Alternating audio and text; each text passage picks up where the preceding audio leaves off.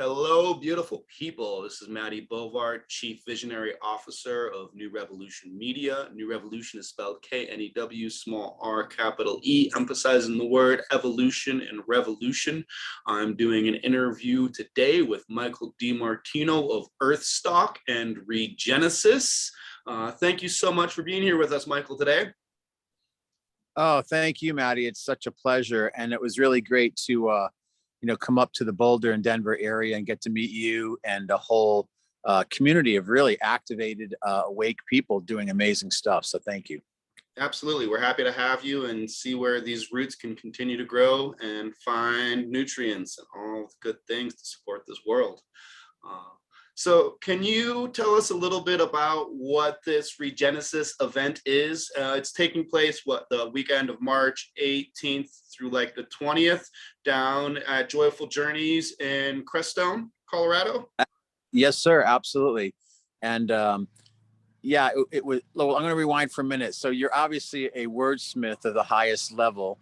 And even saying, roots finding the soil is so pertinent because our logo for Earthstock actually is the tree of life, with the roots going into the nutrients of everything regenerative that helps water and nourish the common tree, the common root that we all share, our common ground. And through that, everybody's individual branch gets to yield a higher level of potentiality and manifestation. And when the tree comes into full bloom, then we actually grow wings and we enter into the higher harmonics of and regenerative metaverse. So we're really excited about this spring equinox full moon gathering that's happening in Moffett at Joyful Journey Hot Springs, just minutes from Crestone and Salida.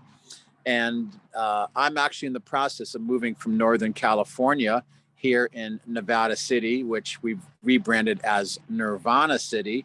It's one of the mythic cities of light, as spoken by Edgar Cayce. And in my transition and the time I've been spending out there over the last several months, had an opportunity to visit Joyful Journey. I love the facility, being there in the San Luis Valley, the view of the sacred Sangre de Cristo mountains, and the vibe there is just really something special. So the place itself is really an upgrade and an activation. So feeling inspired, I inquired as an event producer. And as you know, a lot of us wear many hats. She said, well, there is a weekend available, March 18th through 20th, which looking at my calendar, I realized it was full moon spring equinox and also a day before the World Water Day. So we booked a facility, and then, as you know, we did a series of these regenerative roundtables in Boulder, Crestone, Salida, Taos, Paonia, Sedona, Flagstaff, and Cottonwood, and really started to meet people like yourself that are what we call solutionaries, that are people are doing amazing work through media, through healing, through peace and social justice, and to bring about a whole new way of being in a new paradigm as the old collapses. Beautiful. That's really, that's what the world wants and what the world needs. Out of the ashes comes the fertile growth of tomorrow. Absolutely. So the event itself, it's Friday, Saturday, and Sunday. And we have kind of a couple different ways people can interface. It's been amazing, the overwhelming interest that we've had for people that wanted to actually present at the event, that we can see that this is already growing into a potential week-long event and symposium in the future. But with this event, every day, we're serving up organic breakfast and dinners for people. People can come as a full weekend participant, which includes not only lodging and meals, but they actually get over 20 different presenters that will be speaking at the event about everything regenerative.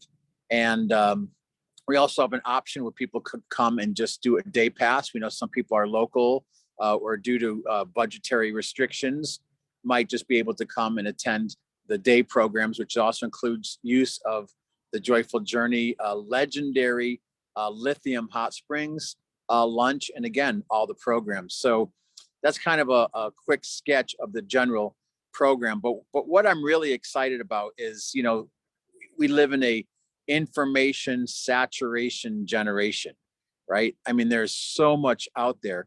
So how do we find what we're really looking for? And again, I want to give big props to you for the work you're doing with New Revolution Radio, because you're giving people an alternative platform to communicate and find great conscious content, as opposed to what's being served by more traditional or corporate media.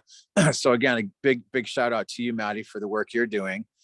And besides people coming, they're going to get a full experience. When we talk about regenerative culture, regenerative solutions, there's a lot of interpretations of that. And part of, I find my work is helping to bring the understanding of what regenerative is. Back in the 60s and 70s, when Earth Day initially launched, which is now 52 years young, and the Back to the Land movement, the anti-war movement, the peace movement, the explosion of consciousness, of Eastern philosophy, of psychedelia, of the health food movement. There was such a renaissance, or a zeitgeist, or a regenesis of society in so many ways. So since then, things that have entered into our vocabulary, things like being green, things that are sustainable, or things that are even, I know the last 8 or 10 years, the big word is resilient, that people are realizing that resilience is an important part of how we have to move forward in the future and design our society, not just here, but really globally. But what's interesting now is with the regenerative movement, it incorporates all those aspects into it, in the sense of, okay, let's take what traditionally has worked. It could be everything from traditional ecological knowledge from indigenous people through the ages, land stewardship, water protection, those type of things. But since we have so many things falling apart right now, we can't just sustain, we have to regenerate. So we can do that through all of the new innovative technologies, all the contemporary ways that we're learning about things, everything from permaculture to renewable energy to, there's even going to be people there working with quantum technologies that work on frequency medicine. So it's really a very brand new field, and it's really dynamic and exciting, because people are waking up. Yeah, the old system's broken, we need to regenerate. And Regenesis is an event that is an expression of this regenesis, of this rebirth, of this whole new way of looking at the worlds. And it's very generational, involves, everything from baby boomers and Woodstock generation and the work that they did, to indigenous communities, to people that are at the cutting edge of healing and visionary arts. It really does take a village to make the change that we're all working towards. 100%. Yeah. And it's exciting. That's what's going to create the success, is by understanding all of those sectors and creating models that allow the energy that's coming in to be utilized and back in, it's like compost. This is the idea. These ideas are baked into the very nature of life itself. And we've, these systems have been in a way like anti-life through commodity extraction, and then not allowing this energy to go back into the system. And it's like, soon enough, after you've long enough, you've extracted, and you don't put anything back into the system, of course it's going to start to fall apart. And it's exciting that, we are in a time when we have so many tools. Like, I've studied a lot of what you were talking about, the 60s, the anti-war movement, and even like what it was like a lot of the people that were the post-World War II generation. I know that was Jack Kerouac, Ginsberg, also the beat poets. Exactly. Yeah, exactly. Yeah. And specifically Gary Snyder. Like, Gary Snyder was really like on the land, and Alan was attempting to do it, but really, and I think Gary Snyder, I believe, is in the Nevada City area and has been there since the 70s, off grid, just doing the thing. And yeah, we have tools now that they didn't exist back then. There was a lot of theory and philosophy, but the only solution really was to just, that's what Tim Leary was talking about: turn on, tune in, drop out. drop out of the machine. It does. The reason you're dropping out wasn't because of like you're lazy or anything. It was just like, what other option do we have? We see that the system is killing the world and killing us. What can we do but mass drop out in order to stop feeding the beast? But now we're at a time when we have the tools and technology where we can really create systems that are still interoperable alongside the current system, so that we can really build the ship of a new way for tomorrow, and that's kind of what I see this project as, and kind of what I'm doing as, and like creating this foundation for more opportunity, like you were talking about earlier with where all the branches are fed, and then all of a sudden there's more resources for each single root and branch that is an individual's project to thrive, and creating that fertile foundation for the world to thrive, instead of creating this kind of where we're at now. It's kind of creating a really infertile foundation so that you become dependent upon the system, and the powers that be can just continue to extract and gain monumental amounts of resources that are just mind-boggling. Yeah, the extractive capitalist colonial patriarchal mentality surely is crumbling as we speak. And what's interesting, there's so many pertinent teachings around that. Lakota tradition talks about the time of the white buffalo calf woman, where we have to come back into the balance with the divine feminine, not only in ourselves, but also with feminine being Mother Nature. And there's so many great teachings around that. Hinduism has Kalki Buddha, Buddhism has Maitreya Buddha, the Judeo-Christian pantheon has Moshiach, or, the second coming. It talks about this energy of regenesis and resurrection and rebirth. So it's very profoundly woven into our history as a human civilization. And the amazing thing is too that, like you were saying, I want to, great reference back to what we call the Woodstock generation, the Beat generation, because so many of those people, like you said, they were creating a parallel time space line, along with what was happening in the mainstream. But they started to say, well, this isn't working. Let's bridge out. And like you mentioned, we have these tools now to hopefully make a graceful transition. Some of the Hopi people I work with, they talk about Koyaanisqatsi, that the world is out of balance right now. And that we're entering into this time of a great purification, and that the world has gone through these purifications in the past, in that all the cultures of the world talk about the last purification being of the element of water. So what's interesting, they talk about the purification we're in right now is going to combine all the elements, earth, water, fire, and air, and it will be the purification into what they're calling the fifth world. And the purification will be of humanity at a profound spiritual awakening level. And even if we look into astrology, we just went from the Piscean age, right, into the Aquarian age. And if you look back to the baby boomers, the Woodstock generation, the Summer of Love generation, when they were singing, the dawning of the age of Aquarius. Yep. Well, 52 years later or so, here we are, we're in it. And again, it even parallels with the Mayan calendar. So it's really an exciting and dynamic time to be alive, to help be a bridge as we make this transition. And as you know, it takes teamwork to make the dream work. This isn't something that people can just sit by and be a passive viewer of the transformation.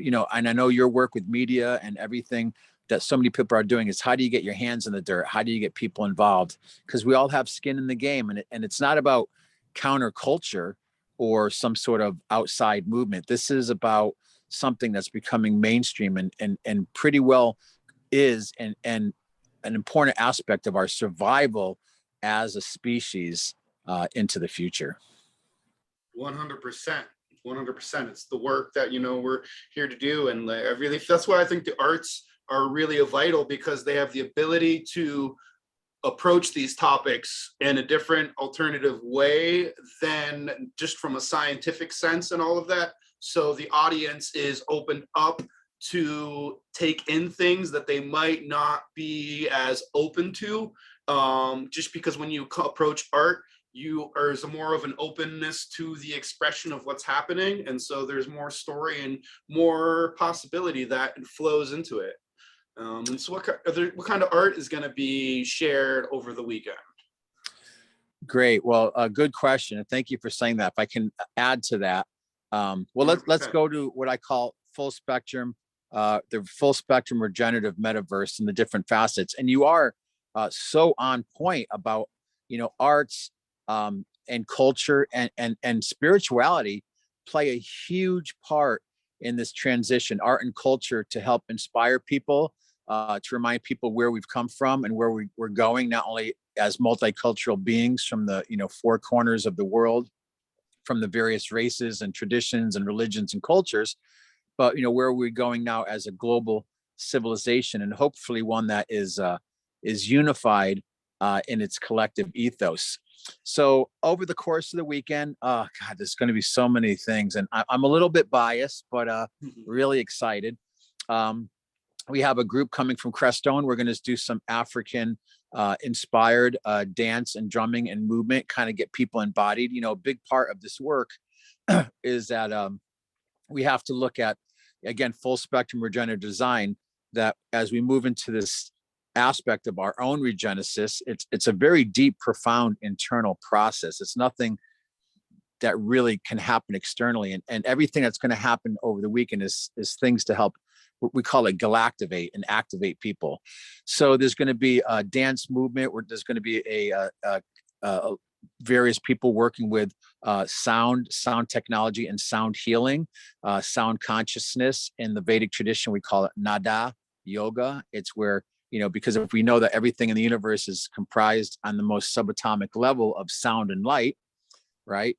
That we have the ability to actually affect the 3D universe through sound. Oh yeah, maybe you just said the basic level of life is sound and light. That just makes me think that life is literally just a party. It's just sound and light, just having a good time, and we're just like our particles are just partying away. Absolutely, and that's the beautiful thing. When we talk about regenerative models, if we look to nature from our own digestive biome in our gut and the millions of microbes that are there, if we look at nature, like during the last couple of years when the world shut down because of this pandemic, and I'm not going to make any personal comments about that, when everything shut down, we actually saw that nature started to immediately regenerate. Fish populations were coming back, dolphins, wildlife, and that the earth has the ability to regenerate. It's really human beings. Everyone's like, save the earth, save the planet. And that's true. But how do we do that? We have to save humans. We have to put our own oxygen mask on first before we can help someone else. And if we just stop having such negative impact on the planet, the earth can renew and regenerate itself. And it starts with very simple things. I know there's a lot of things happening around the world with sustainable development goals, but it's as easy as, for instance, part of my work as a water protector, and 2022 is officially the year of the water protector, brought to light, of course, during the DAPL pipeline about water protector. What is that? But now it's like, well, we're all indigenous to the planet, and everybody should be a water protector because water is life. It's the source of life. Water is sacred. And now that water is being commodified globally by the Chicago Exchange and more valuable than minerals and gold, and I mean, no water, no life, that we educate people about, you can make simple changes. Okay, let's start with ourselves. The body care products, the cosmetics we use, are they natural? Are they biodegradable? Do they have aluminum or different things that have negative impact on our health and on our water and on the planet's health? Then we can look in our house. Okay, what do I have for cleaning products? What am I using? Is it something that I could drink? Is it something I want to spray the table with and have my child put their hands on or touch their eyes or face? And then we go out into our yard. What are we using for land stewardship and for landscaping? Are we using things like glyphosate and toxic pesticides and herbicides, insecticides, or are we using things that are organic?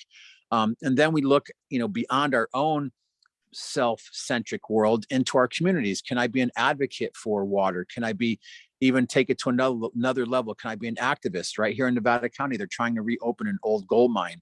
Super bad idea. So again, we can start with very simple steps in our own life. And this is a lot of what's going to be happening. I go back to your question over the course of the weekend. There's a lot of different presentations, everything from community food security to permaculture and generational soil regeneration, of how we can build up soil, because we've become such a society addicted to petroleum-based products. I mean, everything, plastics, fertilizers, etc. There's going to be a lot around the arts. Again, with music, there's actually a woman there that does a lot of work with helping people tune into their higher self, and she actually draws art and images, kind of like how you do like a photo of someone, but she can actually draw your higher self avatar of what you would look like embodied in your most highest spiritual principles. So there's a lot of that happening. And then there's a lot of hands in the dirt stuff. There's a lot of stuff about health and wellness. And this really plays into the concept of full spectrum regenerative designs, because it includes arts and culture. It includes spirituality. It includes health and wellness. And that's spiritual, mental, and physical and emotional health. It includes the environment and ecology. It includes independent media. It includes technology. How can technology, like things like renewable energy, play a role in transforming our global civilization? And then there's also other things like renewable energy, and also very important things, because many communities can get left out or marginalized right now, peace and social justice. And lastly, something I'm learning a lot about, besides just bartering, which is something I have a lot of background in, but regenerative and alternative economic models, whether it's DAO funds, NFTs, blockchain, crypto, bartering, trading food services. But all of these things are kind of like coming together right now in this way to help really create a whole new earth, a whole new way of being in relationship to ourselves, to each other, and to the planet. Beautiful. Yeah, economy is something I've thought a lot about. I feel like that's the way we think about money in this and economy, and especially in the United States, really limits a lot of people's potential to actually become their full self, because we're taught that the way to be successful in life is to acquire money, and that to acquire money you have to do a job and work for. You might be able to build a job for yourself or all of that, but you're just thinking about about making money, not like how do I build skills to create money. And so they're sitting around and they go, well, I'm just going to go work for this other person and start bringing in money, or I'm going to go to university and all these things, and hoping that they find like a good job or whatever, but they don't actually cultivate the skills. And whereas if you understand that if you cultivate skills and apply those skills to the world, it'll bring you the money and the resources that you need. And within that, they stops people from realizing the other values that they have, which is their ability to help support people and basic things that you can trade and barter with. And so that old vision of money, of the way to success with money, limits people's ability to see all the value relationships that they have, that they could tap into resources to support themselves as they're on their way to a journey to get to create a job or aspect that brings in their financial resources. And so they end up just walking along the treadmill that they've been given, because they don't see all of the other values that they could tap into that would then provide the monetary resources that they need to thrive. And so by even opening that conversation and getting people to understand that they have values that they can offer, that can also be go-tos for getting the life needs that they need met, can just open up. All of a sudden there's so much more abundance around, because you're not just going, oh, I only have money is the only way for me to get what I need. And like understanding that there's other ways, and then developing, cultivating skills that you'll have to offer to your community that will then generate your abundance that you need in the world.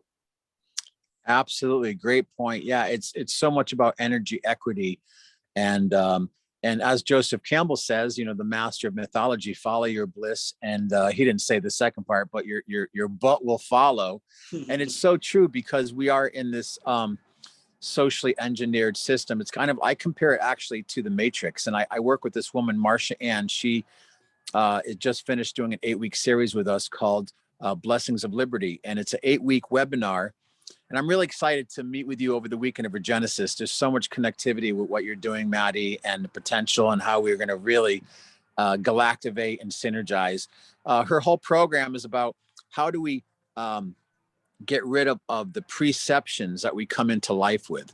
And a lot of that can be our karmic astrology, like the families we were born into, our ancestral history.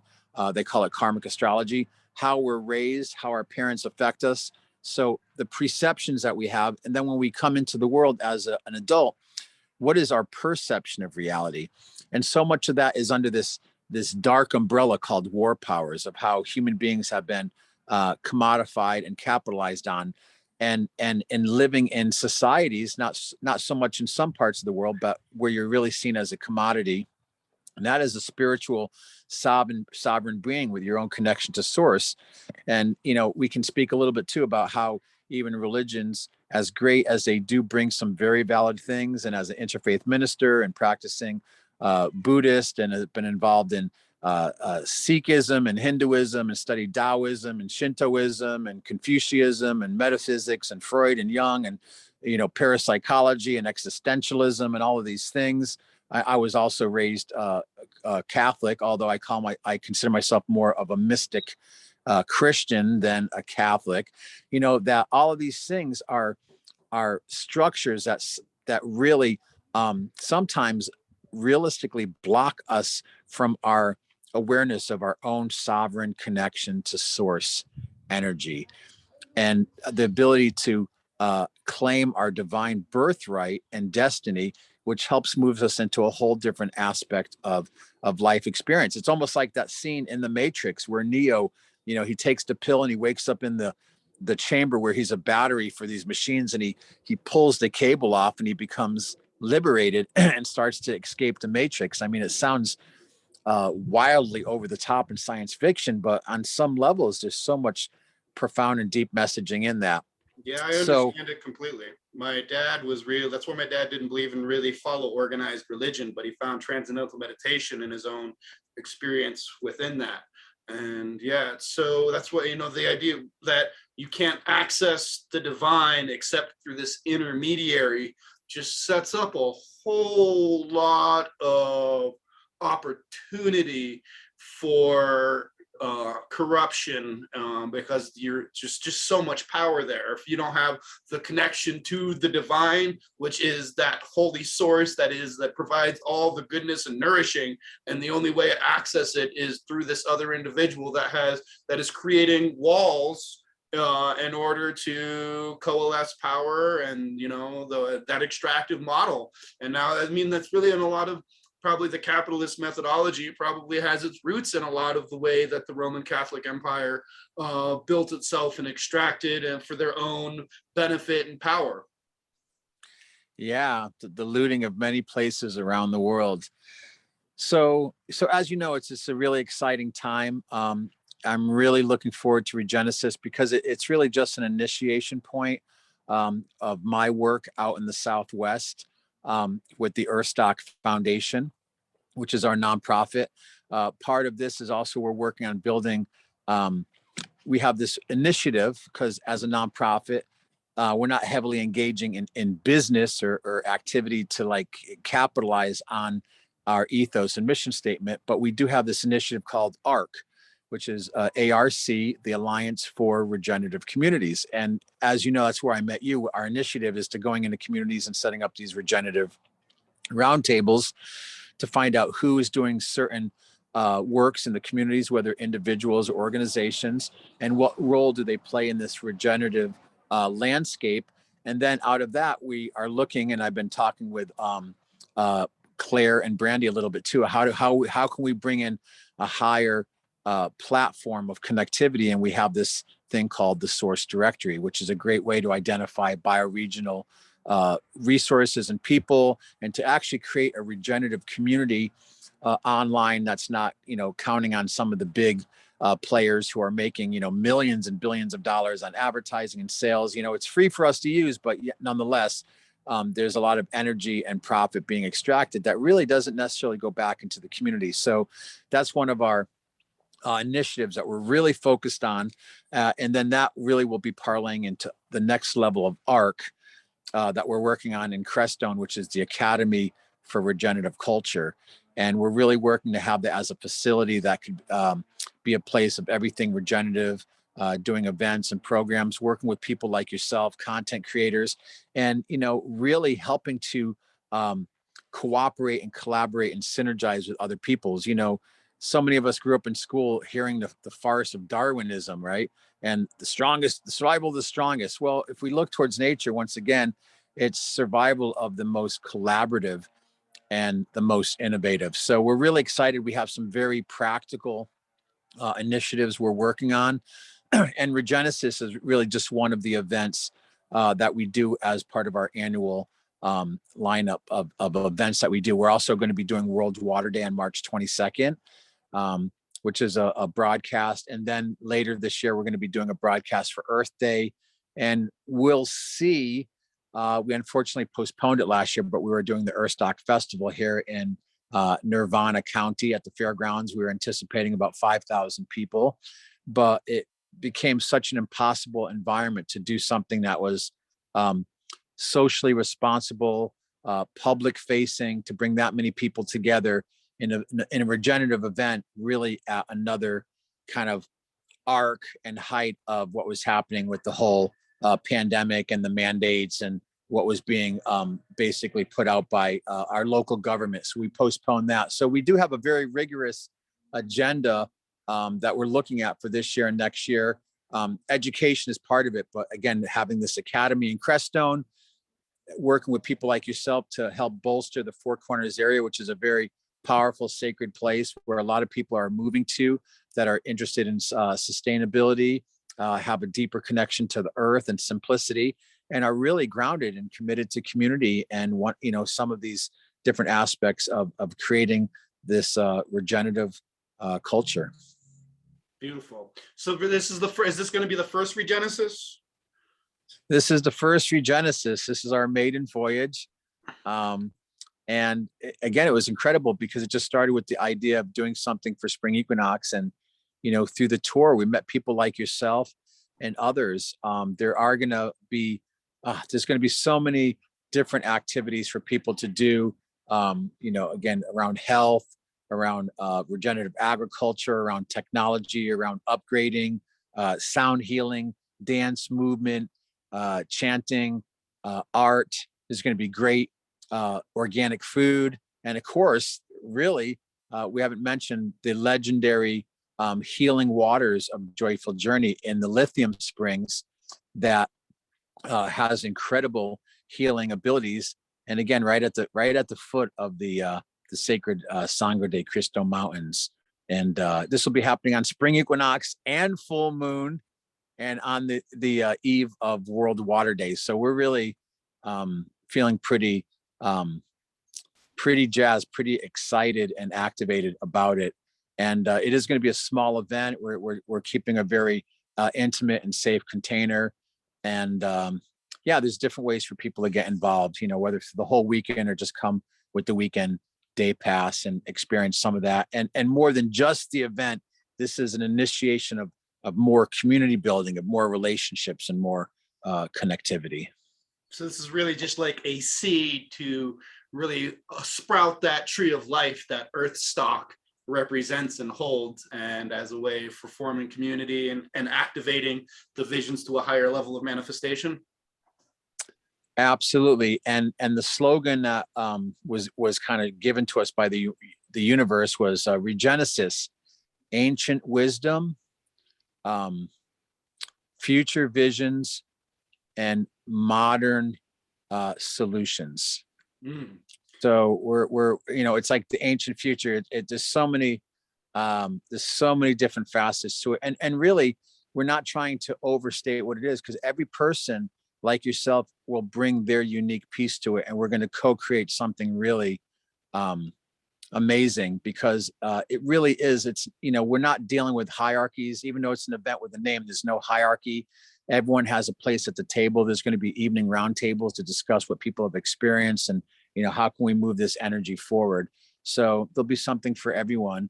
And we're already thinking about how to do this in the fall, maybe outside as like maybe even a 4-day festival type environment. But yeah, this is an initiation point. So calling all avatar level solutionaries and regenerists, come to Regenesis on spring equinox. And I wanted to wish you a happy 2/22/22 today. Yeah. Where there's the magic portals are there, and we just have to say yes to them and let them say yes to us. Well, a lot of respect and appreciation for your work, Maddie, what you're doing, the opportunity to be on your platform of KnewRevolution Radio, and the work that you're doing, the awake community of Boulder. And that really takes teamwork to make the dream work, and it takes a village. And, when people wake up and find their bliss and what their skill and their passion is, and they bring it to these tables, to these gatherings, it's like, this is the force to make the change that we're all, so many of us feel we've incarnated at this time for this transition. And as the Hopi prophecy says, now is the time, and we are the ones we've been waiting for. Yeah, beautiful. So if you're listening to this out there in the world, come join us at the round table for Regenesis down at Joyful Journeys in Moffett, just outside of Crestone, Colorado. Only 45 spots available. Be sure to tune in and join us for this momentous seed that shall sprout some really beautiful things. It was such an honor and privilege to be here and interview you, Michael, and hear about this wonderful project and all of its outgrowth. We're so stoked and excited to support you. Thank you so much for sharing your time with us today. Absolutely. And I will say, we're going to have a fun and funky dance party on Saturday night too. So I know there's a lot of people out there in the dance community and who enjoy kind of ecstatic dance and getting together and just moving their bodies. If people are interested, since it's coming up in just a month and want more information, you can go to earthstockenterprises.com, EARTH, Earthstock, STOCK, enterprises.com. Or if you want, you can call our hotline at 530-362-8264. And again, much respect and props to you, sir, for creating this opportunity to have this dialogue. And even as we speak, I can feel the universe being even more activated. So thank you for that. I could feel it too. I got all kinds of tingles during our conversation. Thank you, everybody, for tuning in and listening. This is Matt Boulevard, Chief Visionary Officer for KnewRevolution Radio. Stay tuned for our website, knwradio.org, and stay hip to what we got going, because it's a movement of heart that ain't gonna stop. Thank you all so much. Have a beautiful afternoon or evening or whatever it is you find yourself listening to this wonderful interview. Much love.